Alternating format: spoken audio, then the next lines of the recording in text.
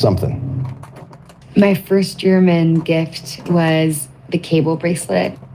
I remember seeing the cable collection and falling in love with it. So I bought it and then bought it for my mother. So now we share the same token and it's become an heirloom in my family. Ejaculating prematurely, you need this pill. My husband got prescribed the SexRx plus... Something. And that's when I heard the name. Skrilla. It came up like a cough. Something no one wanted to say too loud. You seen Skrilla yet? Watch out for that one. He ain't like the others. I thought he was just another local dealer. Maybe a SoundCloud rapper with delusions of divine inspiration. But then I met him. It was a Wednesday. The air was thick with vinegar and fried meat from the pop-up food tent across the lot. I was restocking a crate of EpiPens when someone said, "He's here." I looked up. There he was, calm, composed, like he walked in slow motion. Black hoodie, no jewelry, no entourage, just eyes that didn't blink enough. He came up to the table like he belonged there, picked up a glucose monitor and turned it over in his hand like it was something sacred. "You the doctor?" I shook my head. "Not yet, just a student." He smiled slow and dry. "That's all right. You still healing people." Something about his voice made my stomach fold in on itself. He looked around the lot like it was all a joke, kids running barefoot, volunteers hustling, a man yelling at the sky. "You trying to keep people alive," he said, still smiling. "I'm trying to do the opposite." He laughed like it was a clever punchline no one else did. That night I couldn't sleep. I kept hearing his voice in my head. Not loud, not scary, just present.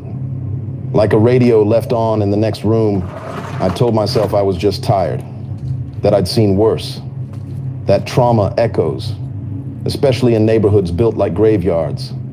But I'd soon realize he wasn't joking, and I should have never looked him in the eyes. Early 2025 weeks after I met Skrilla, I started hearing his music. Not on purpose, it just drifted. From cracked phone speakers, passing cars, loose earbuds on the El Same beat every time. Slow, hypnotic, almost underwater. The words weren't clear at first, but the feeling was empty, cold, like someone humming over an open grave. Then the kids started saying it. 6-7. At first I thought it was an area code, then maybe a new block code or slang for something I hadn't caught up to. But they weren't saying it like it meant location. They said it like a spell, like something to be repeated, not understood. One afternoon at the pop-up clinic, a girl no older than 9 limped in with her older brother. Her knee was scraped raw. I gave her water, asked what happened. She just smiled and whispered, 6-7. The brother laughed like it was a joke I wasn't in on, but her eyes didn't blink. That was the first time I wrote the phrase down in my notebook. That was also the day Skrilla showed up again. He didn't speak at first, just watched us pack up folding tables and load up the cooler. Then he walked over, hands in his hoodie pockets, and nodded toward the back of the lot. "You got 5 minutes?" I didn't. I had rounds, but I followed anyway. We cut behind a boarded-up laundromat, then slipped into a narrow alleyway that reeked of bleach and burned plastic. At the end of it was a rusted green door. He opened it without a key. Inside was a single room, cracked linoleum floor, waxy candlelight, smell of old incense and something metallic like rust and blood. The windows were sealed shut with aluminum foil. There were no chairs, no furniture, just an altar. At first glance, I thought it was a cultural shrine, offerings of food, feathers, copper coins. But then I saw the pot. It was black, cast iron, old. Inside, floating in murky water, were folded scraps of paper and shoelaces, and what looked like a baby's tooth. He saw me staring. "That's called an nganga," he said. "It listen, it respond." "To who?" He smiled. "To whoever feeds it." He walked over, picked up a slip of paper, held it out to me. You want to try? I shook my head. What is this? A name? You drop it in, you speak what you want. Maybe they disappear. Maybe they just bleed for a few days. Depends how hungry it is. You're joking. He leaned in close. Ain't nobody ever joking in Kensington. Then he dropped the name into the pot. The water didn't ripple. It pulled the paper down like it wanted it. That night, I had my first dream. I was standing in the middle of Allegheny Avenue, empty, silent. No cars, no people. Just rows of boarded windows watching me like eyes. In the distance, I heard whispering. Not one voice, but many. They were all saying the same thing. 6-7, 6-7, 6-7. I turned around, Skrilla was there, standing barefoot in the middle of the street, shirtless. His chest covered in markings I didn't understand. Eyes black, not like pupils, like absence. Like someone had scooped out his soul and filled the sockets with oil. Behind him stood a figure, tall, shadowed, wrapped in feathers and rope. I couldn't see its face, but it had too many arms, and every arm held a shoe.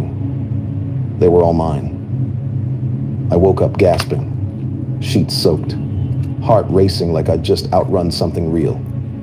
I checked my feet. Salt at the base of the bed. What's up, chat? A ring of it, like someone had circled me in the night. I didn't sleep again for 2 days. At the clinic that Friday, we got the news. Malik, one of our youngest volunteers, pre-med undergrad from North Philly, had died in his sleep. No signs, no trauma, just gone. The official cause was cardiac arrest, but he was 21, no history, no warnings. I remembered what Skrilla had said about feeding the pot. I remembered the slip of paper. And I remembered that Malik was the only one who'd ever made fun of Skrilla out loud, called him witch doctor in a hoodie. That afternoon, I skipped my rounds. I went back to the alley. The green door was locked now, fresh padlock. A goat skull hung from the handle. A kid watched me from the sidewalk, maybe 10 years old. He pointed to the lock, then whispered, 6, 7.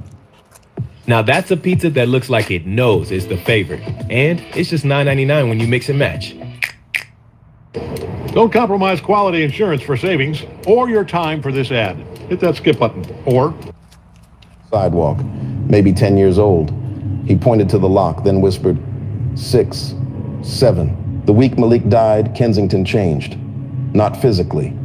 The streets were still cracked open like old scars. The alleys still breathed trash and danger. The L still rattled like a dying animal stretching over the neighborhood. But spiritually, something shifted. The air got heavier. Conversations got quieter. Kids stopped running in packs and started moving in pairs, whispering. And Skrilla was everywhere. His music hit 1 million views on YouTube, then 5 million, then 20. Nobody knew why his songs were blowing up so fast. Nobody questioned it either. They just started saying 6, 7, more, louder, almost like the phrase was gaining energy. On buses, in shelters, even in the clinic waiting line. We treated a man with a fresh knife wound who mumbled 6, 7 through a dry throat as we stitched him. A teenage girl came in with an infected tattoo. The numbers 6 and 7 intertwined like a serpent eating itself. A toddler in a stroller repeated it under his breath like a lullaby. But what scared me wasn't the phrase itself. It was the rhythm. Every time someone said it, it had the exact same cadence as Skrilla's voice. Like they weren't repeating slang, they were repeating a command. The night his video crossed 30 million views, I was walking home from a late anatomy lab. My head was stuffed with diagrams of thoracic cavities, heart valves, nerve pathways, things that made sense, things I could measure and trust. Then I saw it. A shoe hanging from a telephone wire, nothing unusual. But tied to the laces was a small folded scrap of paper. My stomach knotted. I crossed the street and stood under it. The paper swung in the cold wind like a lazy pendulum. I didn't need to open it to know it held a name. 2 days later, he showed up at the clinic again. But this time, he wasn't alone. 2 men stood behind him. One tall and thin with a shaved head, The other rounder, expressionless, carrying a duffel bag that made a soft clinking sound with each step. They weren't from Kensington. They didn't look scared enough. Skrilla walked straight to me. "You look tired," he said. "I'm fine." "You lying?" He grinned. "But that's okay. I can help you sleep." "I don't want anything from you. You already took something," he whispered.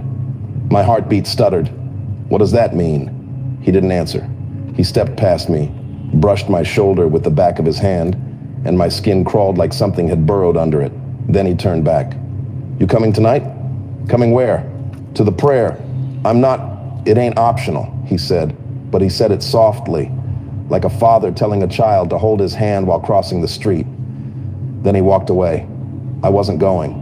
I told myself that the whole afternoon. Told myself again during my walk home. Told myself 5 more times while sitting on the bus. But when I got off at Somerset Station, I didn't turn toward my apartment.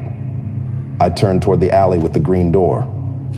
Not because I wanted to, because something in me felt pulled there. Like a thread was tied to my ribs and someone was tugging it gently but firmly, guiding me one step at a time. The padlock was gone. The door was open a crack. Candles flickered inside like fireflies. I pushed the door open and stepped inside. The room was different this time, cleaner, warmer, almost inviting. The altar was still there, but now it glowed, literally glowed. With this strange amber light that didn't feel like reflection, it felt alive. The Nganga pot sat in the center, bubbling even though nothing underneath it was burning. Skrilla knelt beside it, shirtless, muttering words I didn't recognize. 3 others knelt in a circle.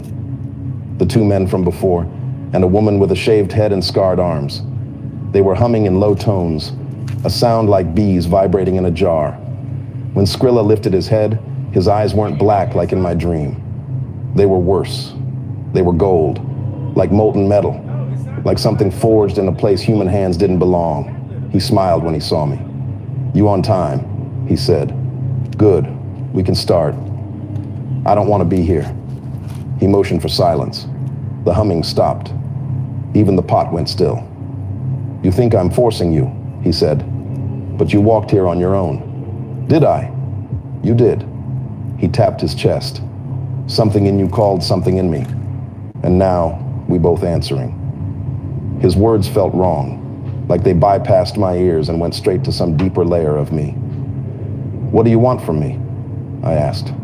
He stood, walked closer, and pressed 2 fingers to my forehead. I expected heat. I felt cold, a cold so deep it cracked through bone. "You want to save people," he whispered. "I want to take souls, but not everyone can do what they're born for." "What are you talking about?" He stepped back and grabbed the duffel bag. He opened it. Inside were shoes, dozens of them. Different sizes, brands, colors. Men's shoes, women's shoes, children's shoes. Each pair had a name tagged to the laces. Names of people I knew. People from the clinic, people from Kensington. And one name I recognized immediately. Mine. My throat tightened. My hands went numb. "What is this?" "An offering," he said. "You drop a name, you speak the words, the spirit handle the rest. But some people don't need to drop the name. Some people just got to say the number." I stepped back. "No." "You sure?" He lifted my shoe from the bag. "You say 6-7 once. That's it. Babe. You be clean, protected, untouchable. A doctor that never loses a patient. A man that never loses."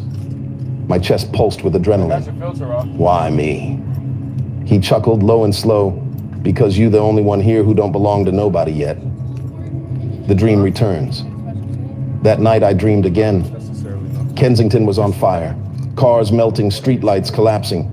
The sky bleeding red like sunset was drowning. People ran screaming, but they weren't looking for help. They were looking for me, whispering my name, begging, reaching. And behind them stood the shadowed figure again, taller now, wrapped in feathers and rope, holding a shoe with my name on it. Skrilla stood beside it. His voice echoed through the burning streets. "Say it. Say 6-7. Say it, and you live." I tried to scream. Nothing came out. When I woke, my mouth tasted like candle smoke. My bedside lamp was shattered, and salt, again, circled my bed like a protective barrier. But something new was there too. A footprint, pressed into the salt. A barefoot print, not mine. The next morning, the city found a body under the L tracks. Young, male, heart failure, quiet, polite, loved basketball. I froze when I heard it. I had seen his name on one of the tags in Skrilla's duffel bag. Someone had dropped him into the pot. That night I heard knocking on my apartment door. 3 taps. Pause. 3 taps again. When I opened it, no one was there. Just a shoebox. Inside, a single slip of paper. My name, my birth date, and underneath it, last chance, 6/7. I didn't open the shoebox again. Didn't touch it. Didn't breathe near it. Didn't even throw it away. I just packed a duffel, sent a mass text to the volunteer group, and said I wouldn't be coming back to Kensington. No explanation, no goodbyes. I left the box sitting on the kitchen counter like it had rights, like it had earned a place there. Maybe it had, but before I could fully cut myself off, I needed closure. Or maybe I needed confirmation that I wasn't crazy, that I didn't hallucinate a gold-eyed man offering me protection through a number, that I hadn't just watched a demon wear a local rapper like a hoodie. So I went back one more time, just once, one last shift. I told myself I was just dropping off supplies at the mobile clinic, a fast in and out. I didn't even wear my scrubs. I dressed like I didn't care. Hoodie, hat, plain face. But the minute I stepped off the bus, the neighborhood saw me like it remembered me. The wind felt thicker. Kids stopped and stared. Someone whispered, "They have no idea who they're dealing with."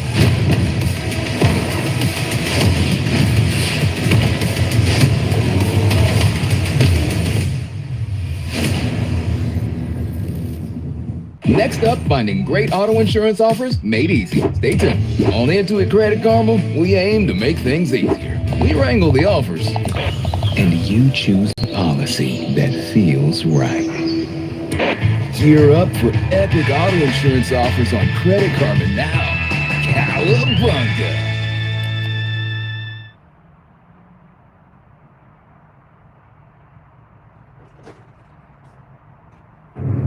That's him.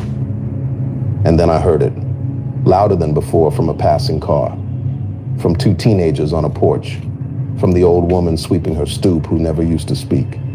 6/7, 6/7, 6/7, like a prayer, like a warning. I didn't make it to the clinic because Skrilla was already there, not at the lot, on the roof of the abandoned church across the street. He was shirtless again, face painted in red and white. Smoke curled around his feet, but there was no fire, just incense, or something like it, something older. He was pacing in wide circles, barefoot, muttering and laughing. And then he stopped, looked directly at me like he'd been waiting. He lifted both arms to the sky and screamed, 6/7! The street stopped, not slowed, stopped. A man mid-step froze. A woman stopped pushing her stroller mid-roll. Even the pigeons on the roof paused like statues. Only I moved, only I could. I felt it. The ground didn't shake, but my stomach did. Something was here. Something answering. Then I saw it. Behind Skrilla, in the shadow of the bell tower. Something hunched, massive, crouched like a gargoyle made of smoke and teeth.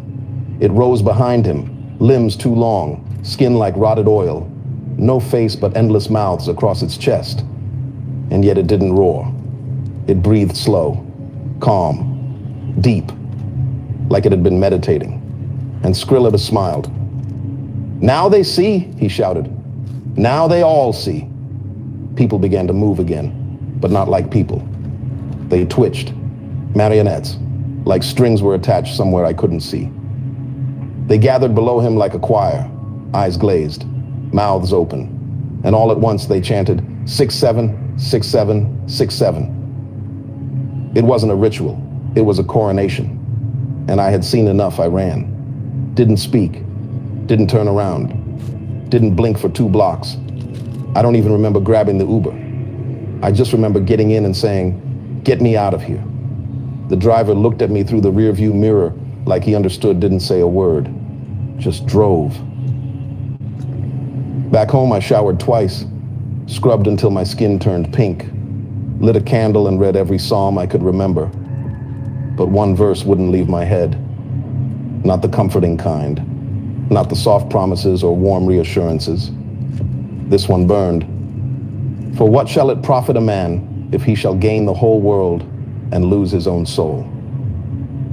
Mark 8:36. I thought about Skrilla, about the look in his eyes, about the people who followed him now, about the ones who didn't make it. Luis, Malik, the girl in the alley, maybe even me, if I'd said it just once. 6-7, 2 numbers, 1 soul, gone. I haven't been back to Kensington since. Not for a shift, not for groceries, not even to pass through. Some of my classmates think I'm weak, that I abandoned my people. Maybe they're right, but what I saw wasn't poverty. It wasn't addiction. It was hunger, not of the stomach, of the spirit. Something is feeding there, and Skrilla, he's not rapping anymore, he's conducting. Each beat is a heartbeat, each lyric is a leash. Each chant is another step towards something deeper, darker, something you can't undo. I saw him on YouTube last week. Different video, different energy. He wasn't laughing this time. He was staring straight at the camera. No shirt, black background, no beat. He leaned forward, smiled slightly and whispered, "You think this is a game? You think I made 6-7 up? Go ahead, say it, see what answers." Then the screen cut to black. I closed my laptop and prayed for the first time in weeks, not for success, not for safety, but for discernment. Because this world isn't just flesh. There are thrones we can't see, and some of them are hungry. You may think you're just vibing to a track, just reposting a sound, just saying 2 little words that everyone's saying now. But let me be clear, every chant is a contract. Every echo is a door. And every soul has a price. Even if you don't see who's paying, I will not return to Kensington. Not because I'm afraid of Skrilla, but because I still want my soul clean. There's power in that, and peace. If you've ever felt something shift when you hear the phrase 6-7, if your spirit ever tensed and you didn't know why, don't ignore it. Like, subscribe, and comment 6-7 just once. See who answers.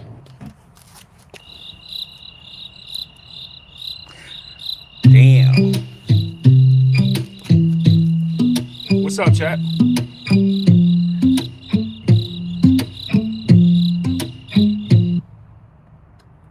This story is not entertainment. It's a confession. I didn't want to write this. Every time I tried, something went wrong. Lights flickered, files corrupted, voices in the audio.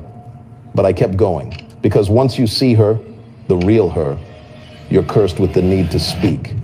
This is the story of the Carter family, as told by someone who was inside. How do I know? Because I was their nanny.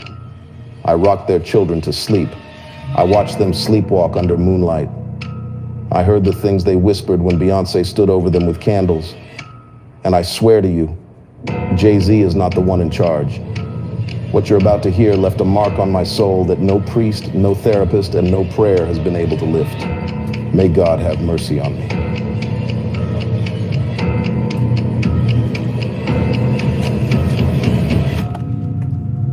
People like me don't get opportunities like this. I wasn't rich, I wasn't connected, I didn't have an aunt in the industry or a sorority network to lean on. I just worked hard, always did. I studied childhood development, interned at clinics, taught preschool, and climbed my way into the private nanny circuit. I was proud of that. I took care of people's kids like they were my own. And for the most part, parents respected me for it. So when I got the call about them, I thought God was answering one of my secret prayers. It came through a back channel. Someone I'd worked for in Atlanta who knew someone in LA who passed my name along. The message was short and mysterious. Major family needs a live-in nanny. Very discreet, must be trustworthy, adaptable, and able to relocate immediately. No names, no details, just a phone number. The interview was virtual and brief. A woman's voice, professional, measured, with a faint trace of something foreign I couldn't quite place. Asked me about sleep training, nutrition plans, and emergency protocols. She never said who the family was, only that the twins were high profile and sensitive to energy. I thought that meant allergies or something medical. By the time she offered the position, she still hadn't said the names. I didn't ask. I was told a car would be sent for me and that all belongings would be vetted by security. Do not bring electronics, she said. You'll be provided with everything you need. It wasn't until the car turned onto a private drive near Bel Air and I saw the massive black gates, the same ones I'd seen on gossip sites, that I realized exactly where I was going. The Carter estate, Beyonce, Jay-Z, Rumi. Sir, this was it. This was the top. The kind of job that could set you up for life. I remember gripping the car seat like it would float me out of my own nerves. I told myself, stay calm, be excellent. This could change everything. And it did. Just not the way I thought. They don't show you the real house in the press. Not the full thing. Nostalgia hits me hard in the holidays. I can't really help myself. Opening gifts, obviously, is one of my favorites. I enjoy every single moment I get to spend with my nephew as well. Definitely cooking together with my mother. It's not the big moments, it's the tiny gestures. Julie, the shower ended 30 minutes ago. I know, I'm sorry, but hear me out. Nectar Mattress's unparalleled comfort may lead to excessive slumber. Comfort so amazing it shouldn't be legal, but it is. What you see online, the white stone walls, the infinity pool, the glass staircase, that's just the outer shell. The image, inside it's colder, quieter, more controlled. Every hallway had security. Not guards in uniform, but still. Men and women with earpieces blending into the walls, always watching. Certain rooms were locked at all times. I was told the kids had trackers sewn into their pajamas for safety. There were no mirrors in the children's bedrooms. That struck me as odd. My quarters were beautiful, sterile, and silent. Sound didn't carry in the house. You could scream in the kitchen and not be heard in the foyer. That's not an exaggeration. I tested it one night just to see. The twins were sweet, bright-eyed. Rumi was more vocal. Sir was quieter but observant. They both liked to draw, a lot. But some of the things they drew, I didn't know how to explain. Circles with black suns inside, a woman with no face, a creature with multiple arms touching their heads. At first I chalked it up to overactive imagination, too much visual stimulation from their environment. But it didn't stop. It got worse. One night, Rumi showed me a picture she drew of mommy floating. When I asked her what that meant, she said, when she gets shiny. I didn't understand. Not yet. Beyonce rarely appeared during the day. I was told she worked.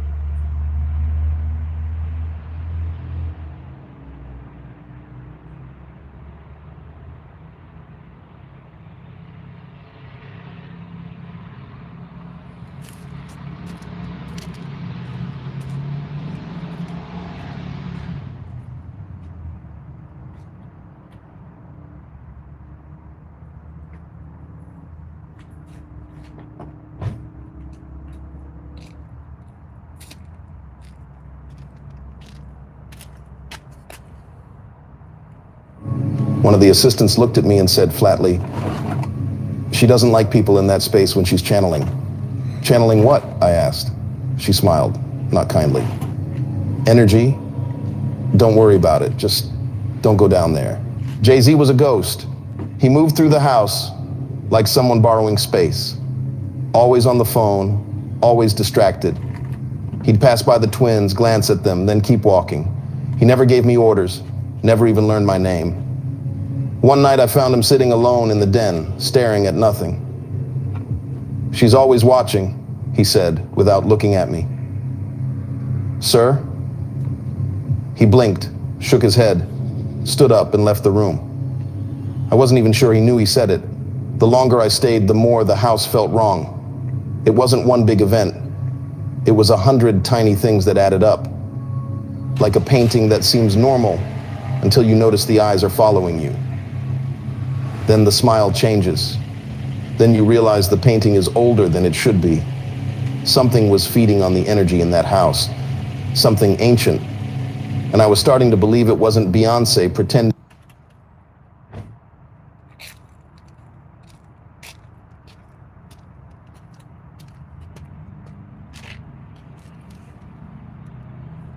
to be her. I used to sleep like a stone in that house. Now I dread the nights. It always begins at 3:33 a.m. Exactly. The bedside clock glows that number like a threat. The twins start moving before I even open my eyes. At first, I thought they were waking from nightmares, but nightmares end with screaming. This was silence.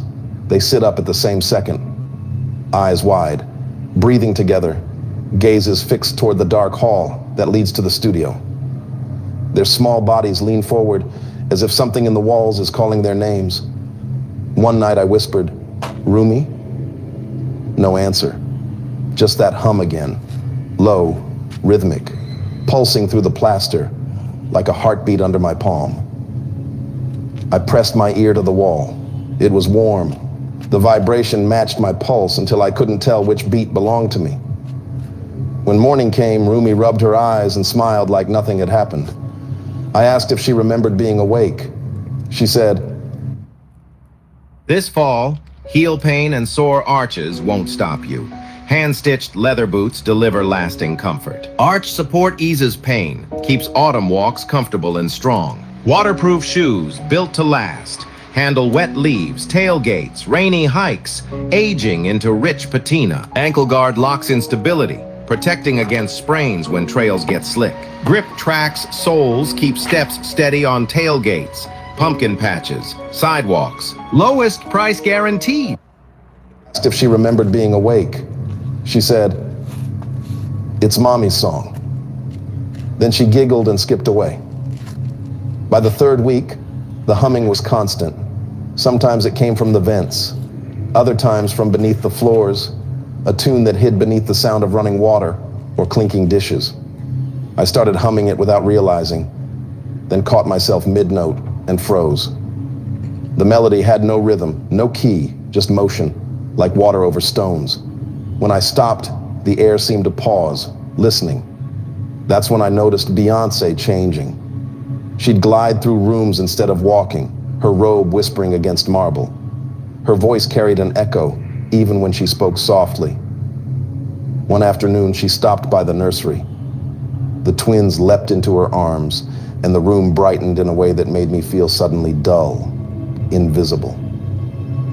She kissed their foreheads, whispering words that sounded ancient, syllables that rolled and clicked like prayer, but didn't belong to any language I knew.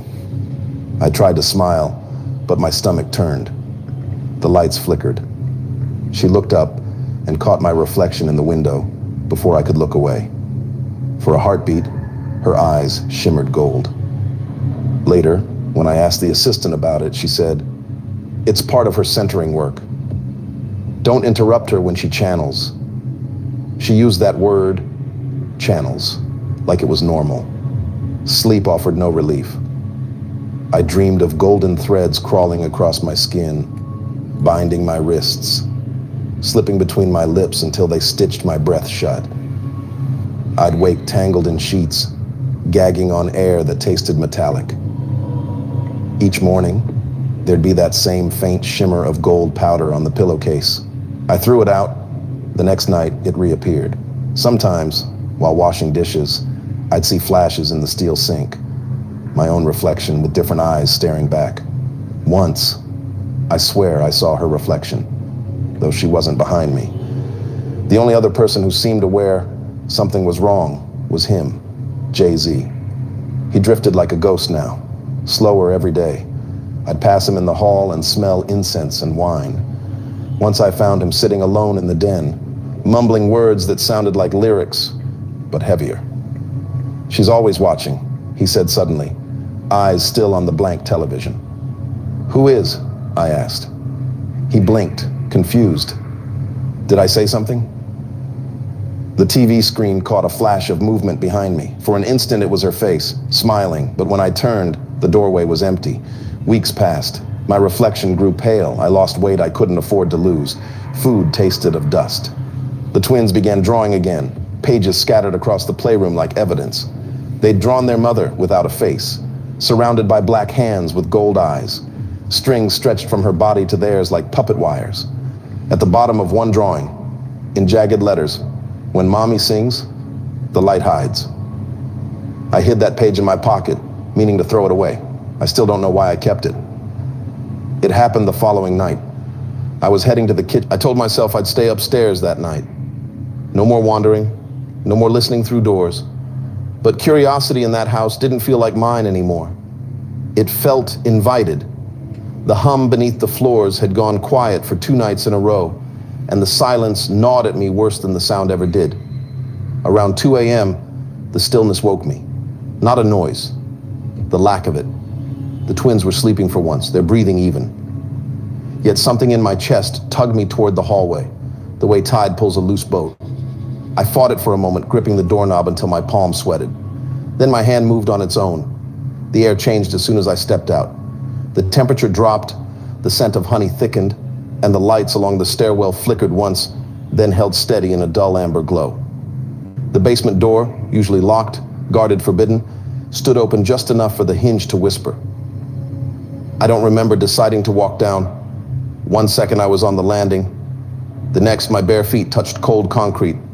The deeper I went, the more the air felt charged, as if the house had swallowed a thunderstorm and was holding it in its lungs. At the bottom of the steps, the studio looked nothing like a recording room. The equipment was gone. Every surface shimmered with thin sheets of gold leaf, pressed into looping cymbals, some circular, some jagged, all moving slightly as though breathing. Black candles ringed the floor. Their flames leaned inward, defying gravity, feeding on a draft I couldn't feel. In the center hovered Beyoncé. She wasn't floating gracefully. Her body jerked in small spasms, arms out, head thrown back, toes just clearing the floor. A basin beside her glowed from within, liquid red, luminous, swirling on its own. The smell was metallic and sweet, like hot sugar and blood that never dried. From the walls came whispering, multiple voices overlapping in patterns I almost recognized. Half French, half something else, the vowels long and fluid. I would later learn they were fragments of Yoruba prayers, but that night they sounded like the sea speaking through human throats. My first instinct was to call for help, but the air pressed against me thick as water. I couldn't open my mouth. I watched instead. Her body arched backward. Gold dust lifted from her skin and hung suspended. Beneath her on the concrete, a sigil drawn in ash and honey pulsed faintly, each beat matching the rhythm of the candles. And there, near the basin, lay a small sculpture of a woman carved from wax. Wide hips, flowing hair, face worn smooth. It glowed from inside like a coal and began to melt, gold dripping into the basin, until the red turned orange. Then Beyoncé's eyes snapped open. They weren't white. They were the color of sunrise behind fog, brilliant, blinding. Her mouth opened, and 2 voices came out. The first was hers, rich, controlled, musical. The second crawled beneath it, deeper, patient, old enough to have forgotten language. Together they said, "You were warned not to look. Now you carry what you've seen." Something bright leapt from her forehead, thin as thread, molten as wire, and struck me between the eyes. It burned without heat, carving light straight into my skull. The last thing I saw was her smile folding inward, like a curtain being drawn. When I woke, daylight poured through my window. Birds chirped. Domino's specialty pizzas are Domino's best pizzas, and we love that for them. As I grew up, I didn't want to be in the same situation as my parents, where I have to ask my children to financially help me. Meet Leela. Her story is so worthy of being heard that we made it into a book. Years ago, young Leela grew up seeing her parents stomping out financial fires. Foreclosure letters, debt, stomp, stomp, stomp. She vowed to never follow in their footsteps. So she forged her own path with Credit Karma by her side. Through insights and recommendations, she learned to embrace credit and not fear it. It helped her open doors, like the door to her very first house. Then she bought a second home that she's turning into an inn, with dreams of the passive income that will come again and again. Now, she wants to help open doors of opportunity for others. Whether through real estate, law school, or psychology, she just wants to help. But Leela's story is far from over. She sees her ultimate goal, and it's still full of fire. That's to achieve financial independence and retire early. Start your story with Intuit Credit Karma.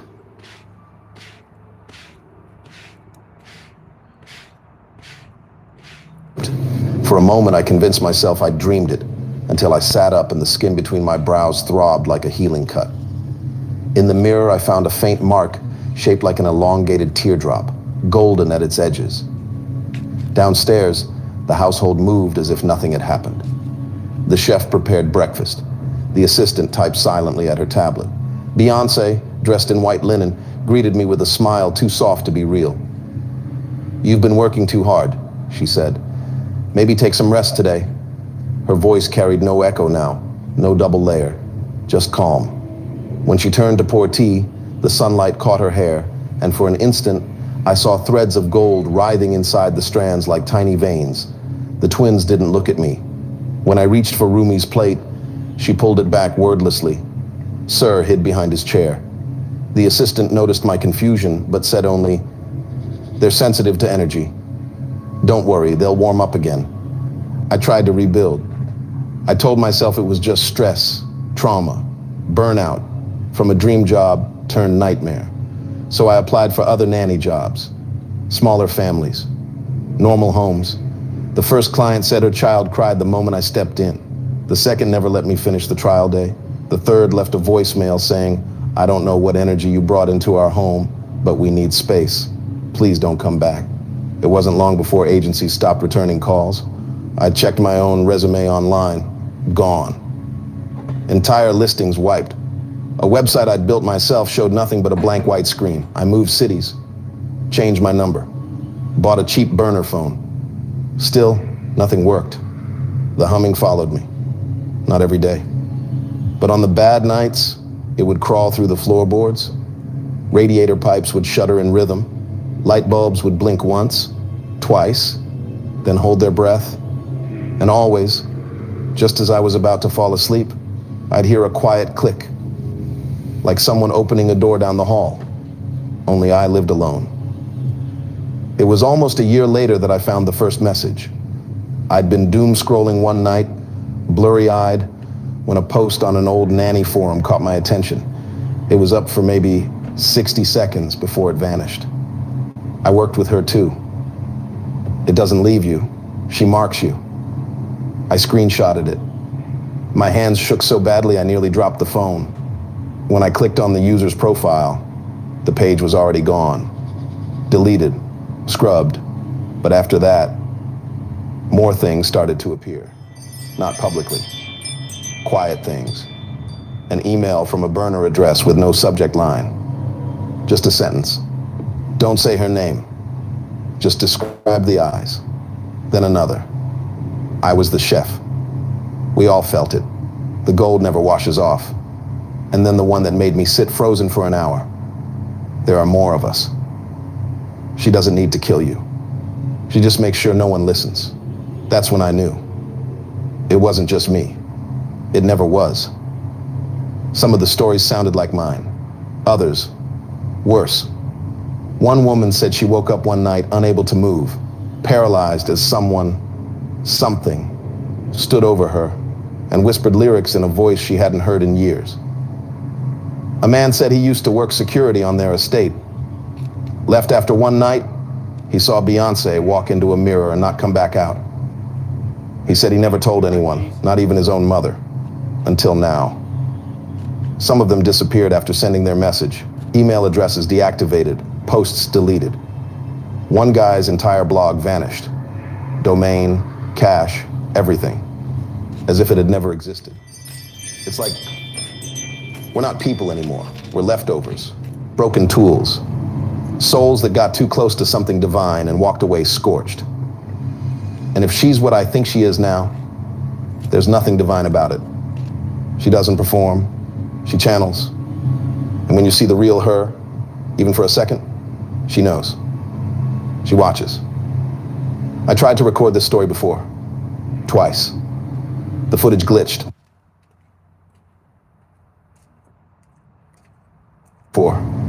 Twice.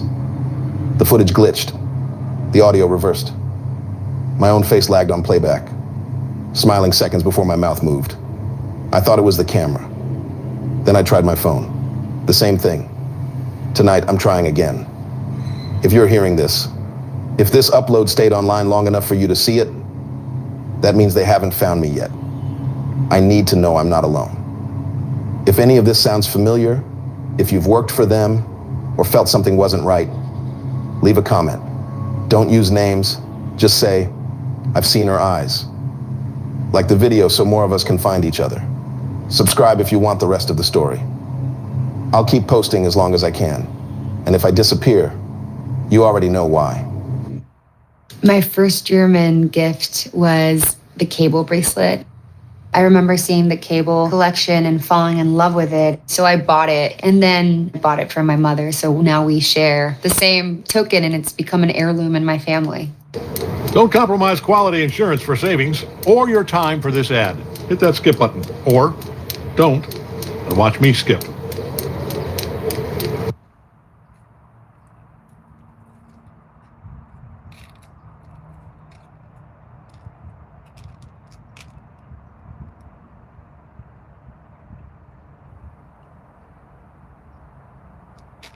The following account is classified, delivered under federal protection. Its secrets are still unraveling.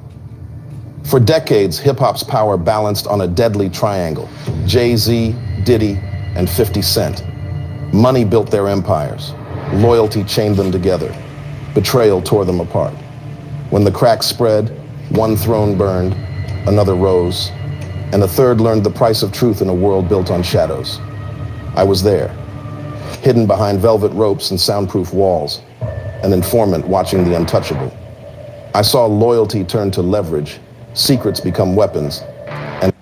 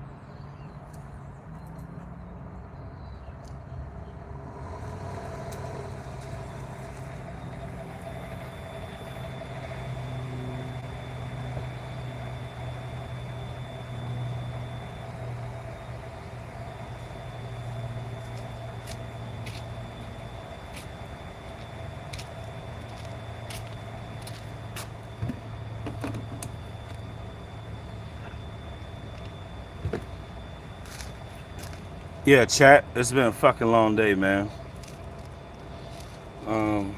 What's up, Amy?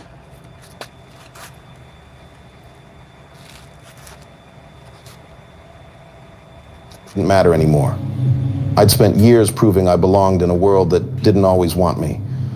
Basic training was a gauntlet. Guys sizing you up, waiting for you to crack. You learn to carry more than your pack. Scrutiny, whispered bets. They have no idea who they're dealing with.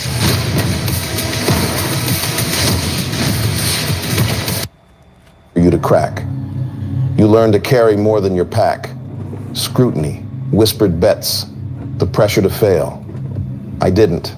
I outran them, outshot them, kept my head down and my standards high. But civilian life didn't care about medals or calloused hands. It saw a woman with sharp eyes and a stiff spine and wondered why she couldn't just smile. My husband tried for a while.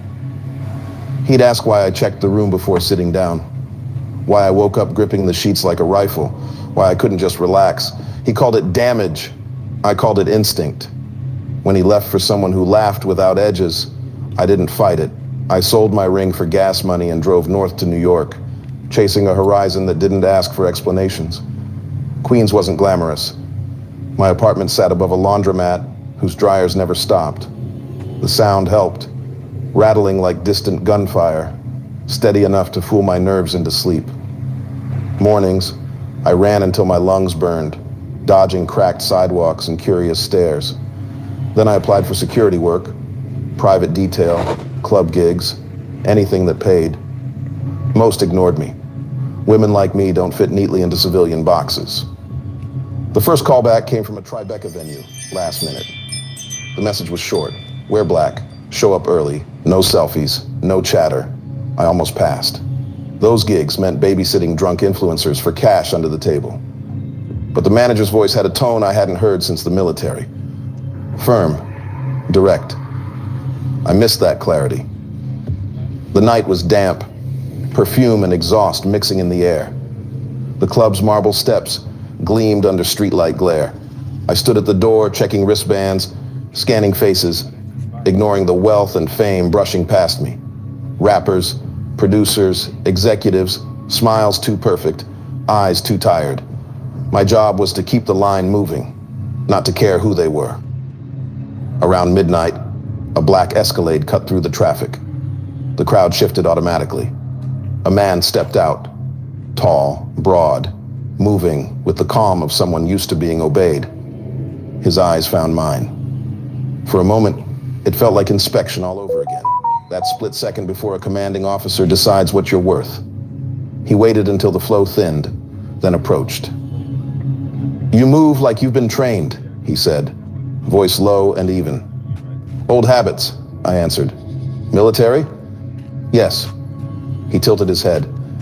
"Still looking for orders?" "Looking for a paycheck." His smile was...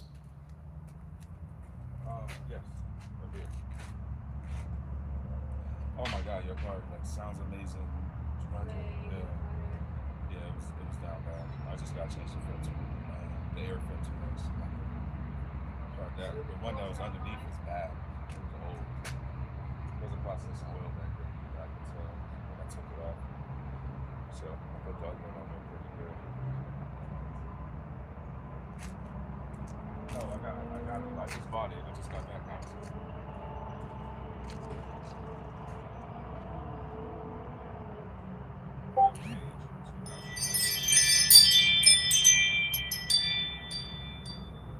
Oil change 2014 Nissan Altima SL.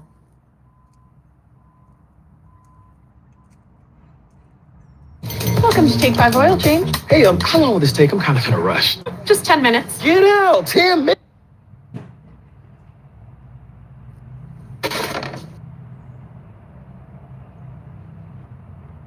Oh, it's an already exposed oil pan? I think my oil pan is already exposed. Cover over it.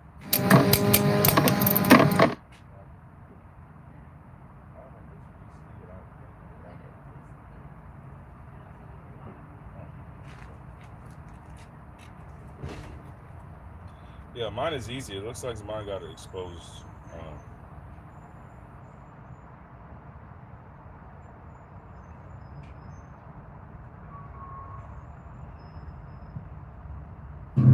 Looking for a paycheck. His smile was small, guarded. A friend of mine needs someone like you. Someone who knows how to stay sharp and quiet. I didn't ask questions. In my world, you read intent before words. You nod. You listen. You hope the mission's clean. 2 nights later, I stood outside a midtown building with no signs, just mirrored glass and a keypad. I'd been told to look professional, but invisible. A man buzzed me in and led me through a sterile corridor that smelled of bleach and faint cigar smoke. At the end stood him, 50 Cent. Not the grinning celebrity from magazine covers, but a strategist leaning over a table littered with guest lists and blueprints. His voice was clipped, his focus surgical. "This her?" he asked the recruiter. The man nodded. 50 Cent extended a hand. Firm, testing. "Ex-military?" "Yes, sir." "You follow orders?" "Always." "Good. Then follow this one. Don't talk about anything you see. Not to friends, not to family. You work for me. You report only to me. Clear?" "Clear." He studied me, eyes narrowing as if searching for hesitation. Then he pointed at the table. "This isn't just crowd control. It's keeping secrets where they belong. You understand the difference?" I did. In combat, one wrong word could cost lives. Here, the wrong word could cost everything else. He laid out the assignment: vet guests, watch patterns, read behavior. No uniforms, no visible weapons, just eyes and instincts. He spoke like a commander, and I listened like a soldier. Before I left, he added, "If anyone asks who you work for, you're freelance. You don't know me outside." The city roared like an ocean. Every horn, every echo felt amplified. I told myself it was just another job. Structure, purpose, a new start. But somewhere beneath the hum of traffic, I felt that old shift in the air, the one before a firefight, when everyone smiles like they don't know what's coming. I needed the money. I needed direction. I told myself I could handle anything. I didn't know then that those parties weren't just celebrations. They were negotiations. I didn't know I was walking into a battlefield without borders. And I didn't know that silence, the thing I'd mastered best, would become the only weapon I had left. Julie, the shower ended 30 minutes ago. I know. I'm sorry, but She's right. I'm with Nectar's legal team. According to Section 8A, it states that Nectar mattresses' unparalleled comfort may lead to excessive slumber. Ted, Charlie, Alex, Ron, Mark. Michael! All these things work good together. Ooh. All these things work good together. Give me that. That's right. All these things work good together. Work good together.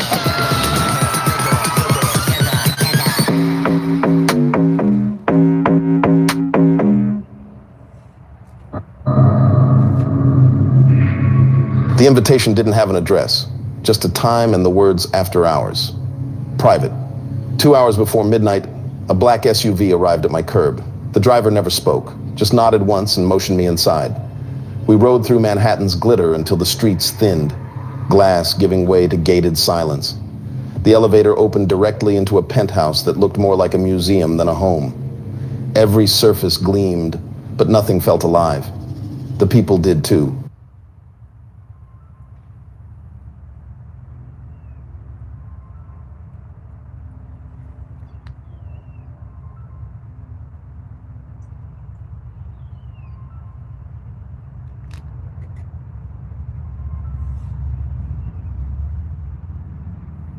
Beautiful, motionless, arranged. No one laughed. Music played, but it sounded rehearsed, like a loop meant to erase real conversation. Phones were surrendered at the door. Lenses were covered with black stickers. The guests called it privacy. I called it control. I stationed myself near the bar, pretending to monitor crowd flow.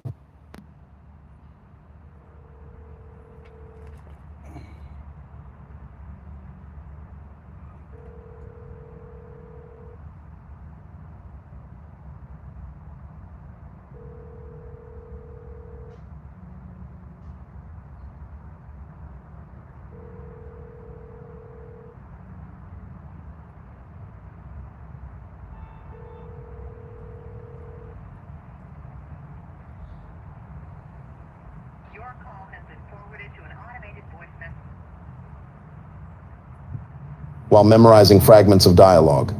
They spoke in codes that meant nothing until they started repeating. Super Bowl cuts look good, one man said, sipping champagne. Another replied, not for everyone. Depends who's still in the drive.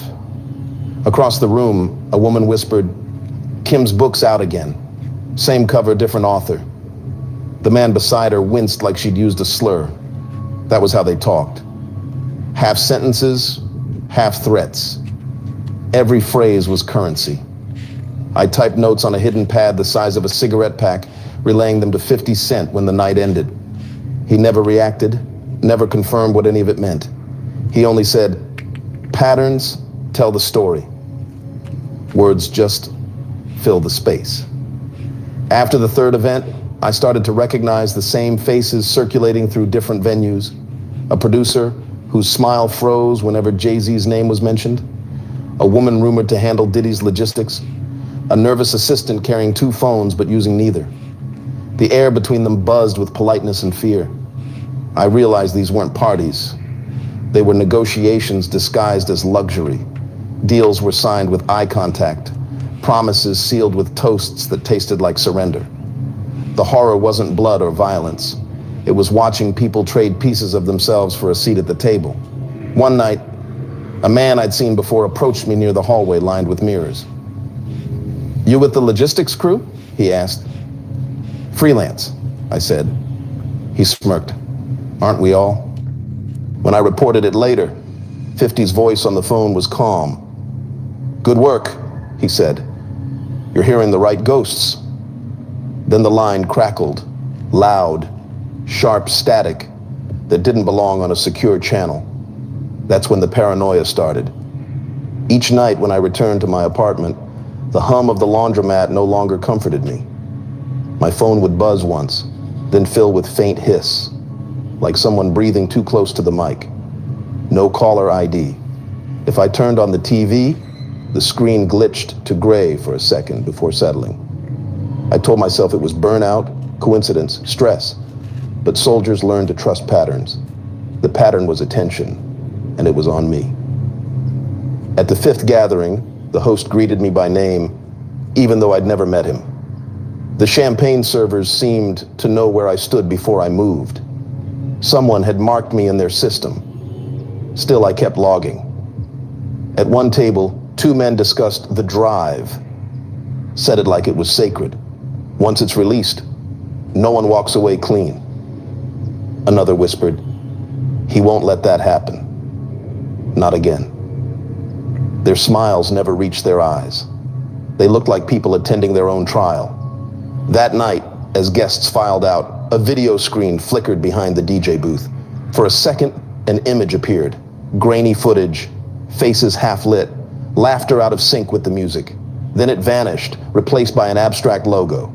The room went colder. When I sent the report, 50 didn't call back right away. Hours passed. Then, close to dawn, my phone vibrated. A text.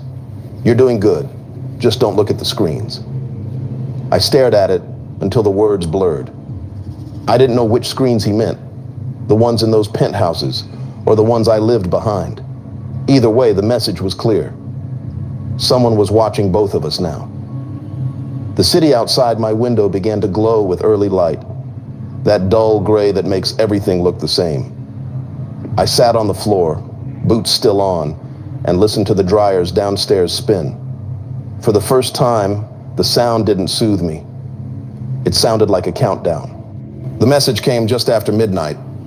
Final check. Go alone. No location tag. Just an address buried in a thread from weeks ago. 50 Cent's tone was always clipped, cold, efficient. But tonight it felt different, colder, like punctuation before a goodbye. The building rose above Midtown like a sealed vault. No signage, no doorman, just black glass swallowing the city lights. Inside, the air smelled of cedar and bleach.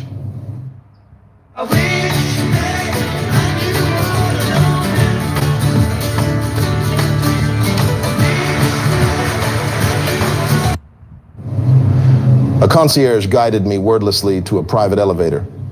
Pressed the top button, stepped back as the doors closed. When they opened, darkness. One lamp burned near a wall of windows. Beyond it, the skyline blinked like static. Diddy stood alone beside a low table. No entourage, no music, just the faint hum of electronics. "You've been around long enough to tell real from rumor," he said. I answered, "Rumor usually pays better." He laughed once, a rasping sound. "People confuse power with freedom," he murmured. "They forget. It's rented, not owned." He gestured toward a projector already warming up, the fan spinning like breath. "Tonight isn't about gossip," he said. "It's about proof." A handful of his men entered quietly, arranging chairs. None spoke. When the reel started, the light cut through the haze like a blade. Familiar scenes, glittering rooms, champagne, famous silhouettes half hidden by smoke, but something felt wrong. Everyone looked rehearsed, like actors reading lines they didn't believe. Then, voices behind me. "If the reels surface, we're all ghosts." 50 already knows, someone hissed. He's waiting for somebody else to hit play. Their fear filled the room more than the music ever could. Faces flickered bright one second, ghostly the next. The hum deepened, words blurring into vibration. "Enough," Diddy said. Silence. He turned to me, eyes steady. "Stay." Everyone else left. The door clicked shut. The city's glow folded into quiet. Only the projector remained, trembling across the wall. Diddy scrolled through folders until one appeared. No title, only numbers. "I want you to see what loyalty looks like." The screen flickered. Candlelight's ghostly glow filled the room. Grainy footage, a hotel suite, opulent but sterile. Diddy, young, shirt half unbuttoned, grinning that mix of charm and menace that dares you to look away. Beside him, Beyoncé, her back to the camera but unmistakable. High cheekbones, diamond earrings blazing like stars. Her voice, low, deliberate, every word carrying the weight of a queen who'd conquered stages. But here, her poise felt like armor, not power. I stood by the bar, soldier's instincts sharp, cataloging every detail. The models and influencers around us, perfect smiles, hollow eyes, didn't see what I saw. Beyoncé's shoulders were set, her movements precise, like she knew every angle the camera could catch. A ring glinted on her hand, hair spilling like a curtain. The frame hit her eyes, leaving only fragments. A tight smile, a flicker of tension in her jaw. "Perform," Diddy said on the tape, voice soft but razor sharp. A command cloaked in velvet. Beyoncé stiffened. Her laugh came high and forced, cracking under the weight of expectation. This wasn't performance. This was compliance. The silence between them buzzed like a tripwire, ready to snap. I'd seen power plays before, men testing limits, daring others to flinch.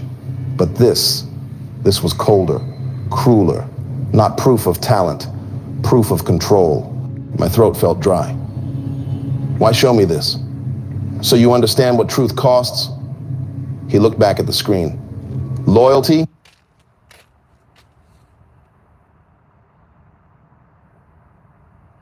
Back at the screen. "Loyalty is a leash. Sometimes it strangles the wrong one." He hit play again. The scene blurred, muffled words, a faint laugh, then static. The picture dissolved into gray snow. The projector light pulsed against his face, red from the standby signal, blinking like a heartbeat. I could feel my own sinking with it. Every instinct screamed to leave, but training kept me still. Finally, he switched everything off. Darkness swallowed the room. "You didn't see that," he said quietly. "But now you know why the reels can't surface. You'd be surprised how fast gods turn human when the lights hit them wrong." Before I could speak, my phone buzzed inside my jacket. The vibration rattled against my ribs. One message from an encrypted number. "Leave, now." Diddy didn't notice, or pretended not to. He poured 2 glasses of cognac, pushed one toward me. "To silence," he said. I didn't drink. "I should report back." You already have. He smiled, small and weary, as if he pitied me. The thing about watching, soldier, eventually someone watches back. 2025 was just the beginning.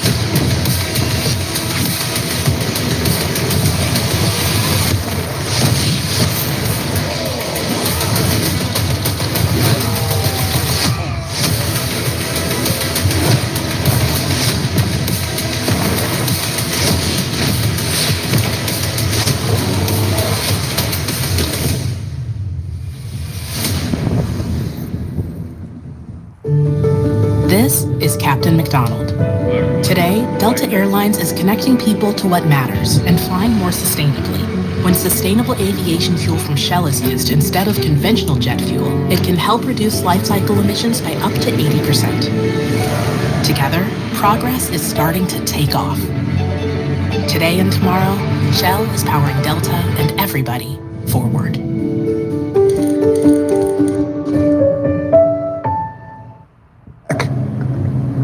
I turned toward the elevator. My reflection followed me across the glass. Same uniform black suit, same composure, but the eyes looked older. The ride down felt endless, the city noise bleeding through the steel. Outside, the air was cold and colorless. I pulled my coat tighter and checked the message again, making sure it hadn't vanished. Leave. Now. For once, I listened. By dawn, I was home. Shoes still on, sitting on the floor as the dryers downstairs hummed through the walls. The sound used to mean safety. Now it sounded like surveillance. I opened my laptop to erase my notes, but the screen flickered before I touched it. Static, then a frozen image. The hotel suite, the same mirror, the same golden light. And me, standing in the corner, watching. The image blinked once, then disappeared, leaving only the cursor pulsing on a blank page, steady, rhythmic, like that red projector light. That's when I understood. I hadn't been documenting them. They'd been filming me all along. By dawn, I was already gone. I packed without thinking, cash, sidearm, burner phone, and left the city before the morning news cycle could restart. Manhattan shrank in the rear mirror, its skyline fading into gray. Every tower looked like an eye that refused to blink. The highway north was empty, slick with rain. The wipers beat a soldier's rhythm I couldn't turn off. I tossed the phone out the window somewhere past Yonkers, but the hum in my ears stayed. Silence should have meant safety. Instead, it felt like surveillance waiting for a signal. The call found me anyway. A different number, same voice. "You did good," 50 said, "but you shouldn't have stayed that long." I didn't answer. You saw what you were meant to see. That's all we needed. My grip tightened on the wheel. "You used me." He paused. "Everyone gets used. The trick is living through it." Then the line died, leaving only static, a sound that now felt personal. I drove until the road signs blurred into fog. Somewhere outside Albany, I found a motel with half its bulbs burned out. Cash only, no questions. Inside, the air reeked of bleach and old smoke. I checked vents, taped the peephole, draped a towel over the mirror. Training never leaves, it just changes shape. When I opened my duffel, an envelope slid from the bottom, one I hadn't packed. Inside was a USB drive, blank silver. No note, no markings. I stared at it for an hour before giving in. The motel TV flickered when I plugged it in. At first just static, then a familiar glow. Candlelight, a suite, the same golden tone. But this time the camera faced me. There I was, standing in Diddy's penthouse.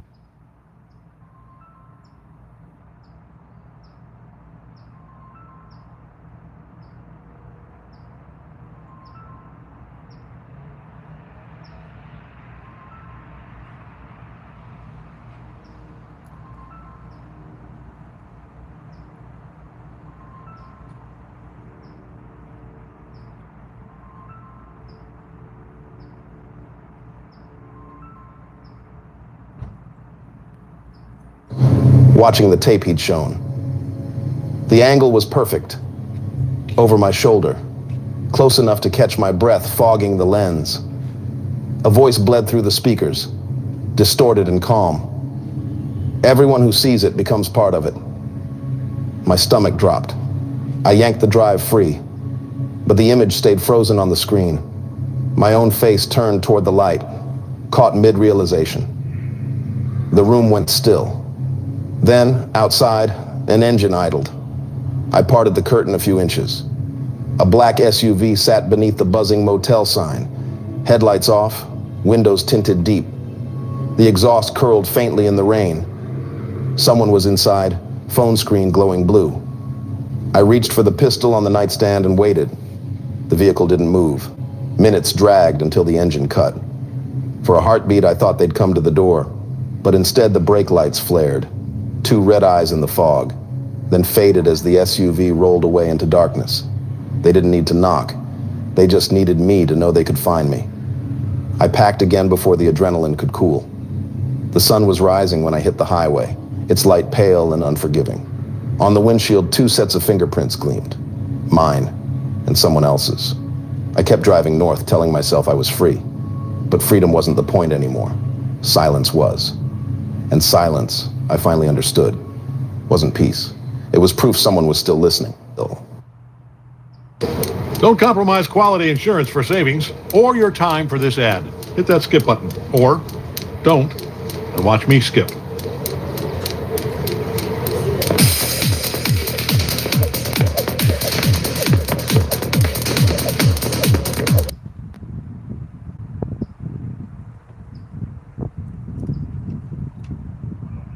My bad, brother. I'm doing an oil change on both of the cars. I keep running back to the auto parts store and I left my damn phone. Yeah, always good.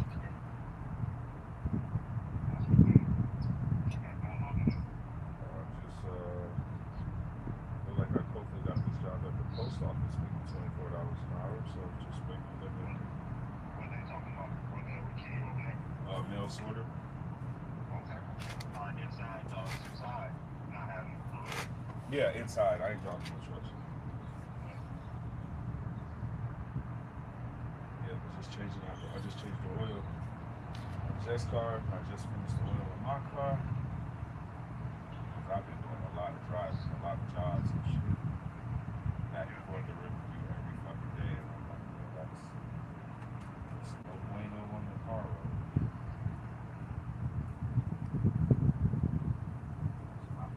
But I didn't know that this car got some fucking weird oil. So I just came back. This car is zero. The oil for this car is 0 W20. This one, my car. I never even heard of that shit.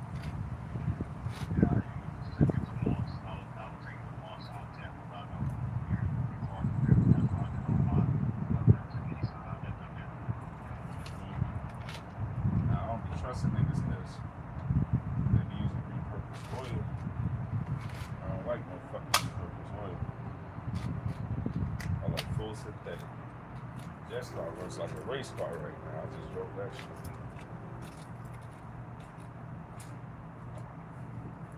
I went in like a few months ago.